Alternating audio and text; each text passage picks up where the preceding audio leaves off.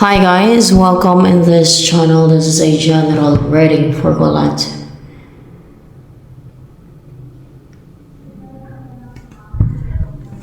Your energy at this time.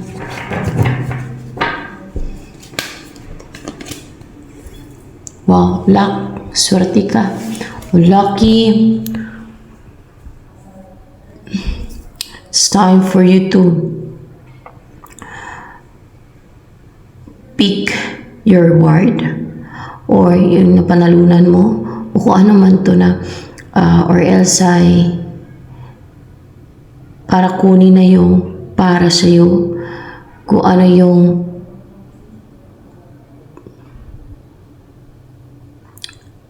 binigay sa'yo ng God, kung ano yung swerte mo, kung ano yung nakatadhana sa'yo, kung ano yung bigay sa'yo ng kalangitan, kung ano yung blessing ng kalangitan sa'yo, blessing ng God for you. The wheel of the year. So, possible din na next year ay siswertein ka na sa buhay, kumbaga maging magaan at maswerte na ang taon na yan sa'yo, no? With the wheel of the year here. Parang puro harvest, reward, maring abundant na yung maging buhay mo, maswerte, lucky ka, fortunate, ganun. And merong offer, serious offer to. Parang seryoso talaga itong mag-offer sa'yo. Kasi may brown dito. May brown, dominant yung brown dyan, no?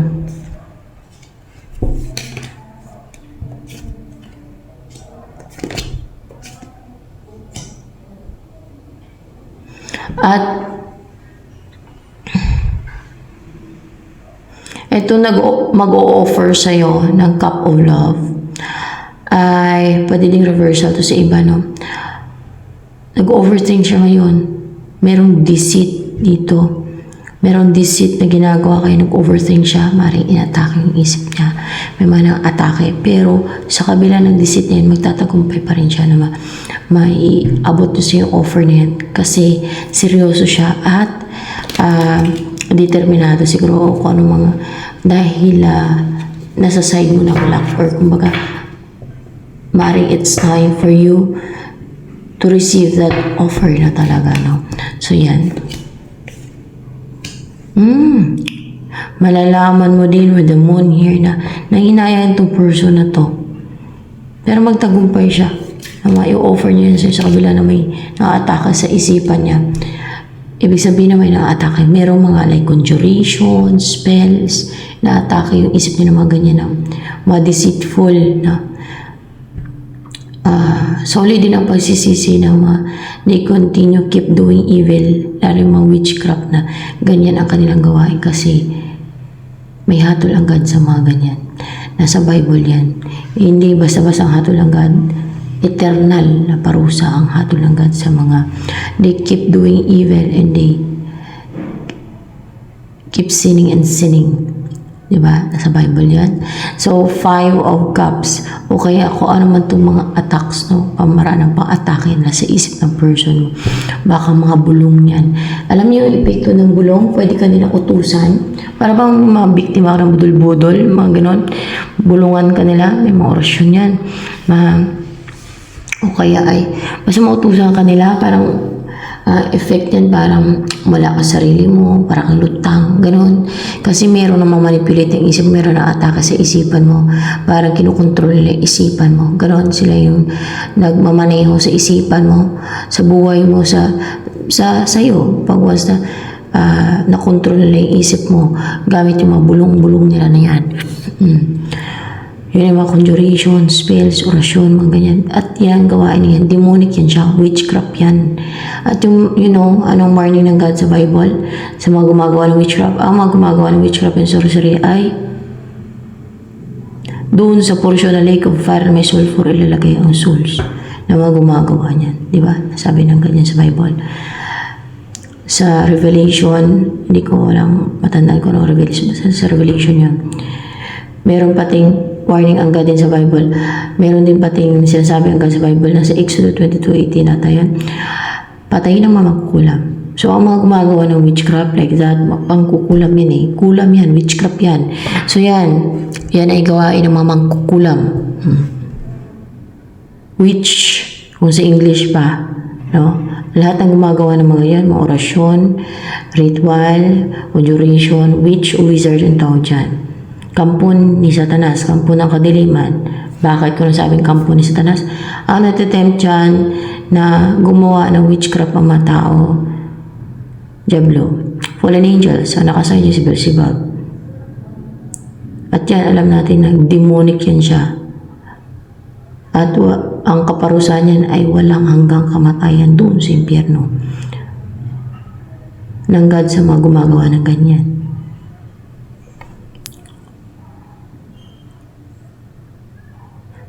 So, kung gusto magbago, ay magbago. No? Wala lang pumipigil sa'yo magbago eh. Kaso lang, parang nahook na yung mga gumagawa ng ganyan. Gusto nilang ng power, control. Gusto nila ng authority daw. No? Gusto nila ng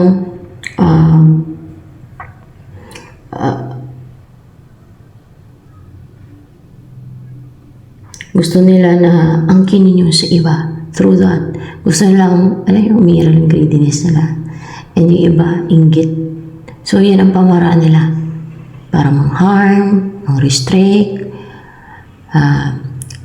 para makuha daw yung sa iba, yung para sa iba, kahit destiny ng iba, gusto nilang angkinin. Kahit nakatadaan na sa iba, gusto nilang angkinin. Kaya ano napapalaan nila, afterlife, na yung impyerno ng kaluluwa nila. Eternal na nagdurusa sa impyerno. Madami na ba na ganun ang ginawa na nasa impyerno?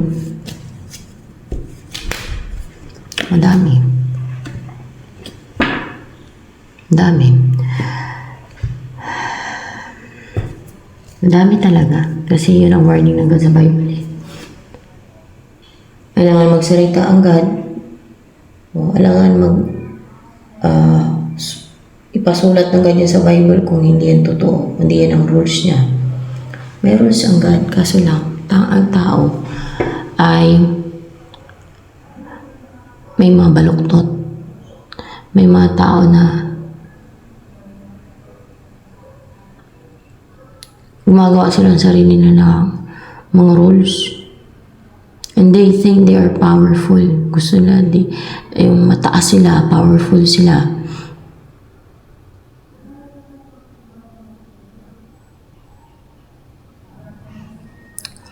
May iba walang kakontentuhan. Gusto pa nila angkinin yung kahit nakadestin sa iba o destiny ng iba. Gusto nila angkinin, gumagawa sila ng masking deceit, witchcraft. Kaya afterlife, sila din ang nadurusa. Saan? Sa kabilang buhay. Sila yung naka-experience ng eternal na parusa ng God sa impyerno. Isa sila sa mga pinaparusahan doon. So, yan ay nakalagay naman sa Bible kung ano yung mga paparusahan sa impyerno ng God. Kung ano mga ginagawa dito sa mundo. So, tower. Ayan, guys.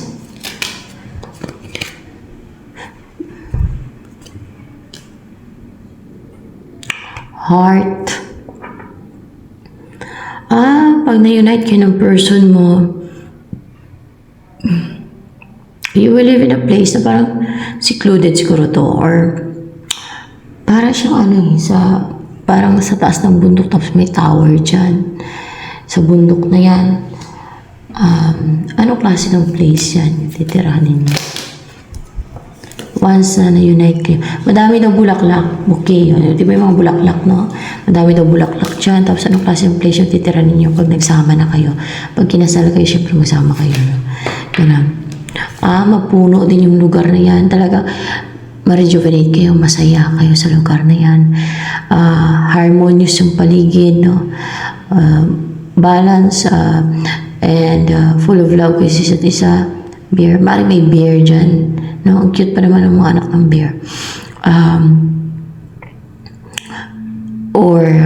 Kung wala mang bear, baka may bear, kasi may bear dito eh. Para may mga ferns sa lugar na yan, or mapuno yung lugar na yan, may mga bulaklak dyan. Ibig sabihin maganda yung lugar na yan. Talagang peaceful and maaliwalas ang paligid. Ayan.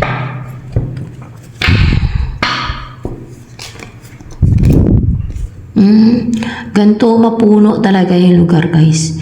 Madami siguro matataas na puno dyan, o matataas yung puno, no? Yan. Tapos, kahit kubo-kubo lang yung bahay nyo. Parang kubo-kubo, no? Parang, pwede na yan, no?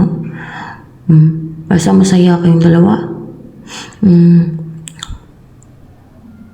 Sa mga ambisyosa, o mga, alam nyo na, mayroon kasi mga gano'n na, ang gusto nila ay makapag-asawa ng mayaman. Kaya to the point na, alam nyo, naaagaw pa pag alam nila mayaman, yung karelasyon ng nakilala nila, gagawin nila, gagawa na ng witchcraft, gagawin nila kay mayaman daw. Para mapangasawa nila sa kanila na. Ganyan yung ginagawa ng iba, ng mga ambisyosa na, anong tawag doon? Ambisyosa na mga gold digger talaga, no? Kasi ayaw nila ng mga gantong buhay. Hindi sila marunong makontento sa buhay nila. Wala naman sa mga mag-ambisyon, na maging ambitious. Kaso lang yung iba, gumagawa ng mga scheme and deceit. Pag nakita nila o nalaman nila na may karelasyon si ganito ganyan na mayaman, gagawa nila ng scheme and deceit, aagawin daw nila. Gagayumahin nila o kaya gawa nila ng spell, batuhin, gawa nila na para maghiwalay, para sila ang makarelasyon daw. Ganon sila ka-deceitful. Kaya afterlife, ano nagpapalaan nila? Pinaparusahan sa impyerno. Afterlife, ang kaluluwa nila. Madami bang ganon na nasa impyerno? Ang ganon ang ginawa. Madami. Witchcraft din yun eh. Oh. Bakit? Ano umiiral doon? Pati greediness. Di ba nung sabi ni Jesus Christ? Ang mga greedy ay hindi magmamana ng aking kaharian. So habang maaga, sa mga gusto na hindi maimpyerno, magsisi, magbago, wag nang gawin yung mga ganyan. Isa lang alam nyo din yung ibang tao. Baga, matuto tayong rumispito ba? Ganun. Pero kung sakali man na hindi na kailangan ng ganun eh. Kung para talaga kayo sa isa't isa, kahit may karelasyon pa yan, kahit may asawa yan, kung men kayo para sa isa't isa, na kayo ang pagtagpuin at pagsamahin ng God, no? Sa right time, hindi mo kailangan gumawa ng deceit and scheme. You will be together. Hindi kailangan ng ganun. Hindi mo kailangan gumawa ng deceit and scheme. Hindi mo kailangan gumawa ng witchcraft. Hindi mo kailangan gayumain yung tao para agawin. Very injustice yan. Kaya, binibigyan ng ganong hustisya, ay natulan sila dun sa impyerno mga gumagawa ng witchcraft, deceit, and scheme. Well,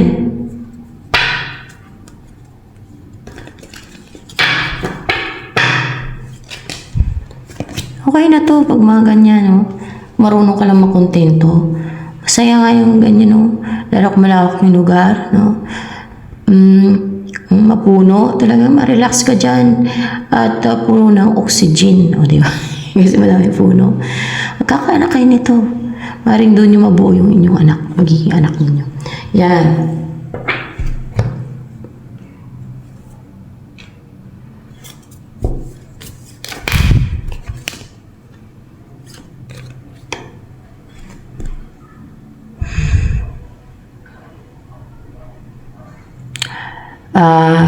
Third chakra, Archangel Chamuel.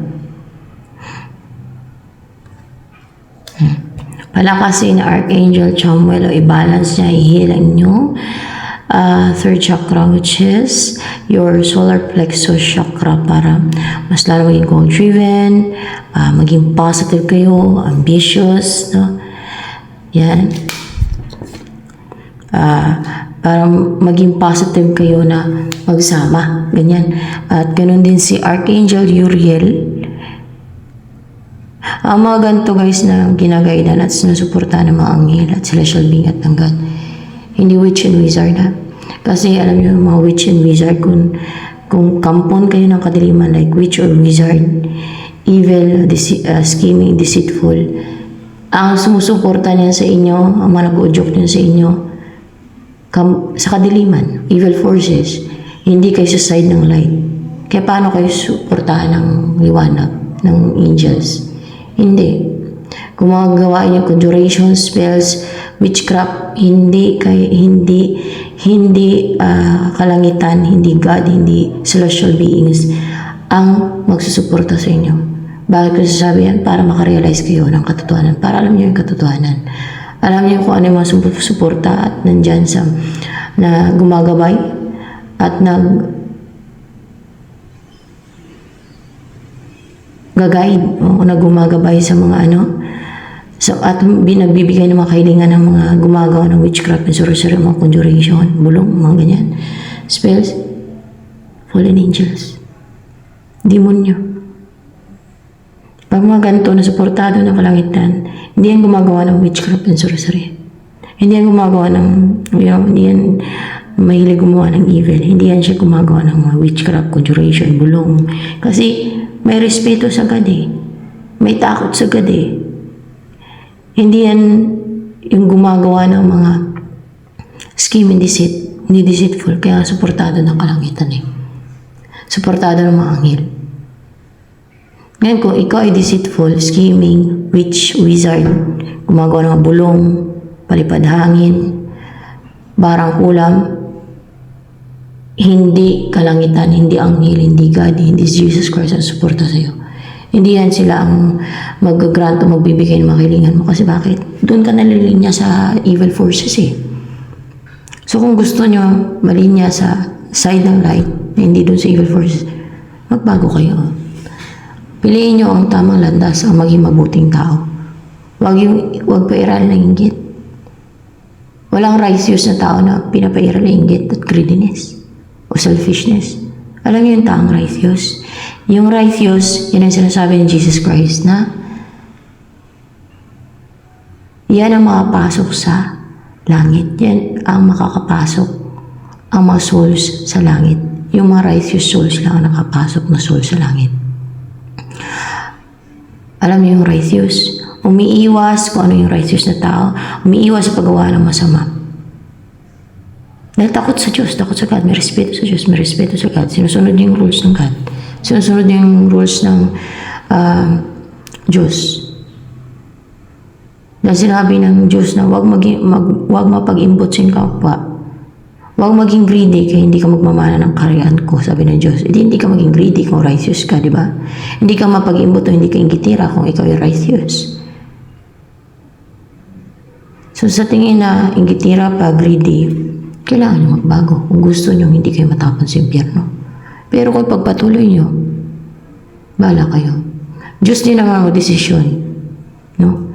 Kung tanggapin niyo yung pagsisisi niyo, kung himpit yung inyong paghingi ng kapatawaran at talagang nakita niyo pagbabago sa inyo. So yan.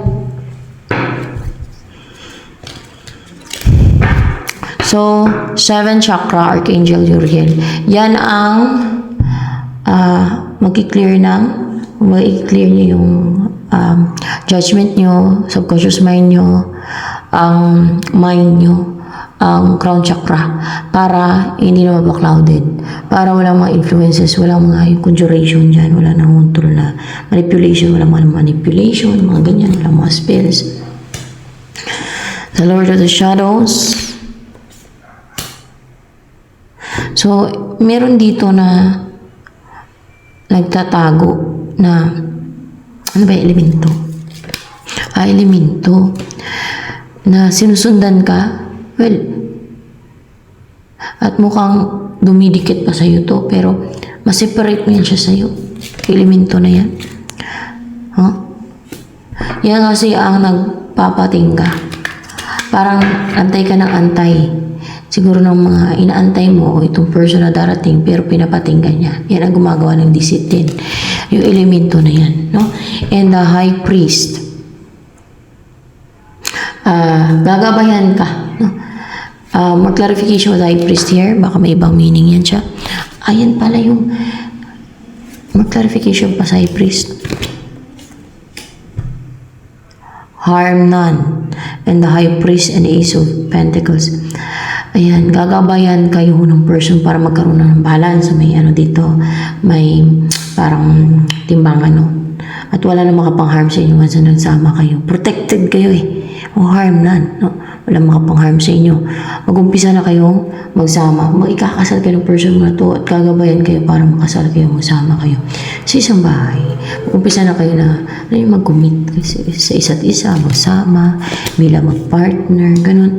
O, ganito ang mangyayari. Meron malungkot sa inyo eh, tapos darating yung lalaki. Kung sinong lalaki, yung babae malungkot. Pero yung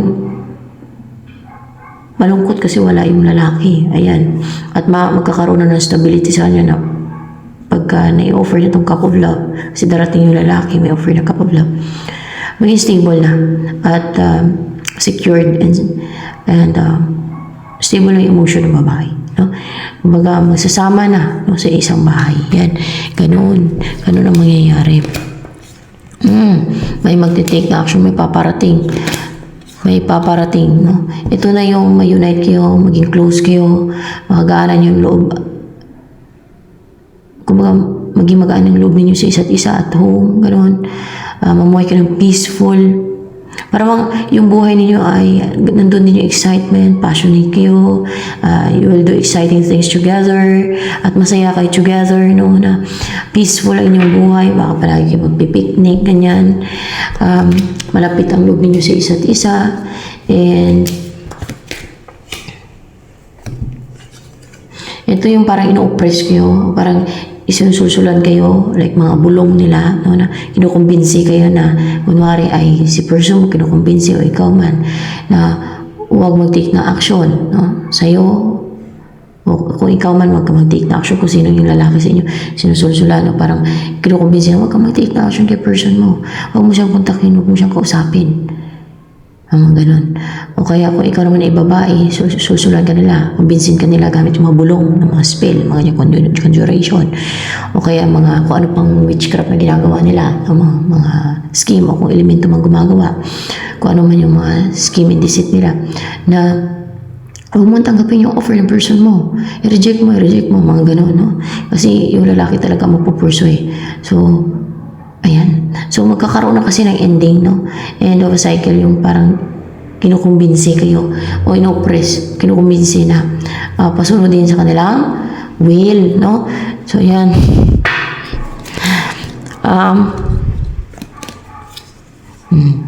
Matagumpay na ito na magkaroon ng balance sa inyo, na mamuhay kayo ng peaceful sa nature, guys. Sa nature. So, ibig sabihin, mapuno yung lugar na yan talaga sa nature, no? Malapit sa nature o bandang nature ka titira, na talagang ma-relax kayo, ma-heal, at ma-rejuvenate, at talagang maliwala sa paligid, at fresh, no? Yun ang maganda. At magtagumpay yan, no? Na magsama kayo dun. So, ito na lang, ma'am. By the way, anong gusto sabihin sa'yo ng person mo? Ay, pupunta daw siya sa'yo. Travel. Hindi sa'yo papunta, no? Babalik siya sa'yo. Puntahan ka. Upright ba itong reverse? Para hindi na siya nadrusa. So, ito na lamang for collective reading.